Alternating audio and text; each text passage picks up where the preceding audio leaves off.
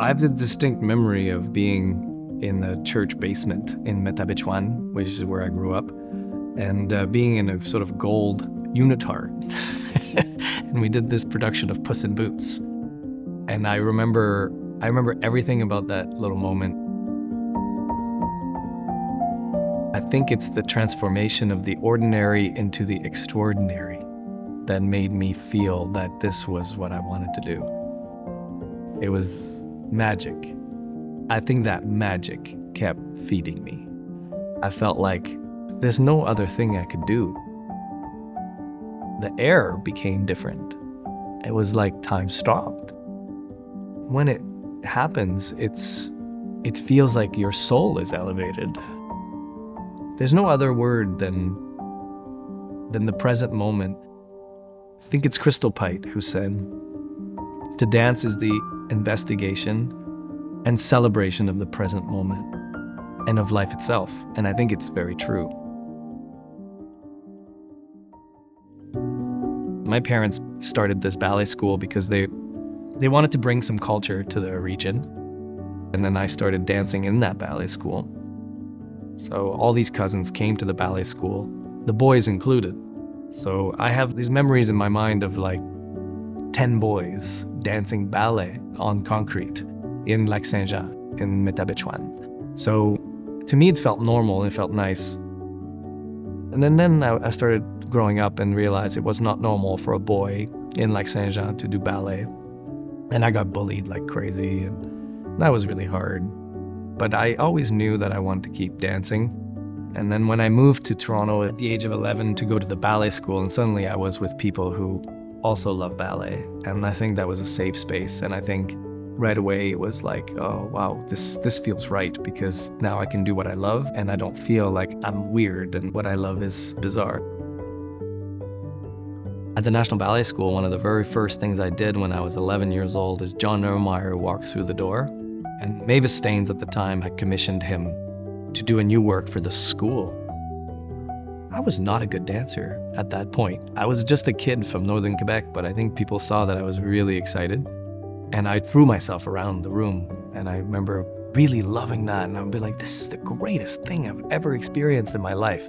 Like, we're all in a room, we're all just having fun. And this is it. We're making things happen.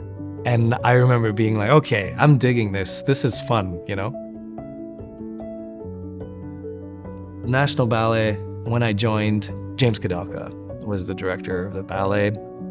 He started creating, and the same feeling happened. He was there, he was intense, he was exciting. He picked me to be a lead in some of his work. I was young, and I remember this team who were making out of nothing. They were making this piece of art that was just the most incredible thing to watch come to life. And I was in the middle of that. I felt so lucky to be part of it. So I was like, there's no other place on earth I would want to be right now than in this company creating these things. It fed me just as a human being. Like, I loved it. From The Prince and Cinderella, which he created on me and Sonia Rodriguez, and I got to dance it at the Met.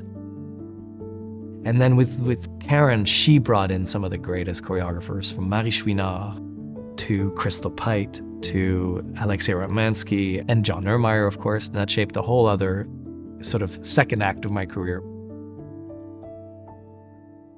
I loved being with creators who pushed beyond those formulas to create things that drove the art form forward. Guillaume came into the National Ballet of Canada, and of course, it was obvious that he was hugely talented. Just physically hugely talented. Physically, I remember him very much like a puppy. Like, he had flexibility and he had a big jump and he was very eager. Most people couldn't get the physicality to the sort of level that Guillaume could do. When I saw him for the first time, I was teaching class every day for the company. He was, the proportions and everything, wonderful. Guillaume was always very, and still is, very committed, always 100% in, enthusiastic. Sometimes he would be like an 11 out of 10 and you'd say, like, we're gonna need you down at a 9. But as a dancer and a colleague and a collaborator, people enjoy that enthusiasm and excitement. He was never short on that. I think it made him a real favorite of artists. The first time I actually worked with him separately was when James Kudelka asked me to stage Les Sylphides. And I asked James, can I have Guillaume as the principal role? So he said, sure, okay, try. We'll see. He never did any principal role. I knew Guillaume is playing piano. So I asked him, do you know Chopin? He said, yeah. So you're playing Chopin? Yes. So then I said, listen, I will ask Gary to play the whole solo. And Guillaume, please don't think of the choreography. It's like you don't know anything. Just allow yourself to be inspired by the music. So that's what we did. And then I saw the talent came out so fantastically, and then I knew what to do. And then the path was wonderful. I was really incredibly passionate about working with him because, his talent is so enormous. Fortunately, Guillaume and I danced together for many, many years. We danced almost all the ballets in the repertoire together and enjoyed a wonderful relationship as partners.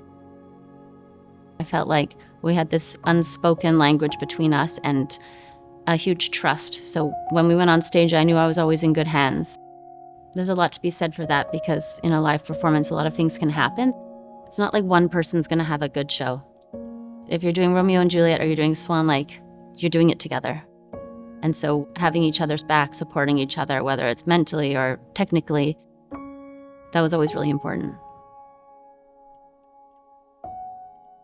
When I noticed how interested and how talented Guillaume was as a choreographer, I gave him some opportunities to do some works for the National Ballet of Canada.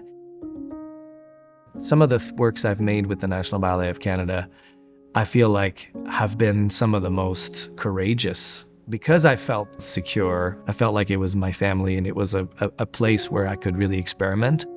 One of Guillaume's strengths as a choreographer is that he's able to see a dancer and pull out what is really great about them. It's unusual to be able to create on so many different styles and different dancers. Guillaume was incredibly ambitious. He moved very quickly to wanting to work with the best people in the country who could match his ambition and his generosity of spirit and his work ethic. Well, I think Guillaume, graduating from the school, coming into the National Ballet of Canada, has been a bit of a franchise player. He's been here his whole career, and he has brought so many moments of beautiful artistry and choreographic development to the company. That's the legacy. Guillaume was extremely known internationally because of the way he does, because the way he created the roles, and he does all the best companies in the world. And that's a huge thing which everybody should know. It's really exciting to see the things that he's going to do next. I think all we can do is show our appreciation for what he's done here and the enormous contribution he's made to the National Ballet of Canada and celebrate him in this moment, and then just really watch what other exciting things there are to come. Guillaume is one of the greatest dancers that Canada has produced, from the National Ballet School through the National Ballet of Canada. And we're all better for it. It's overwhelming how much beauty and how much passion there is in my heart for this bubble that the National Ballet of Canada has given me, which is truly a family and a life that has shaped who I am, and it's something that I will carry forever. I feel like I've had my dreams, I feel like in some ways I've checked them off the list. I lived those dreams. I did them. They came true, and they were just as great as I thought they would be. I got to experience unbelievable things. So what now? In an odd way. I feel like I'm only starting.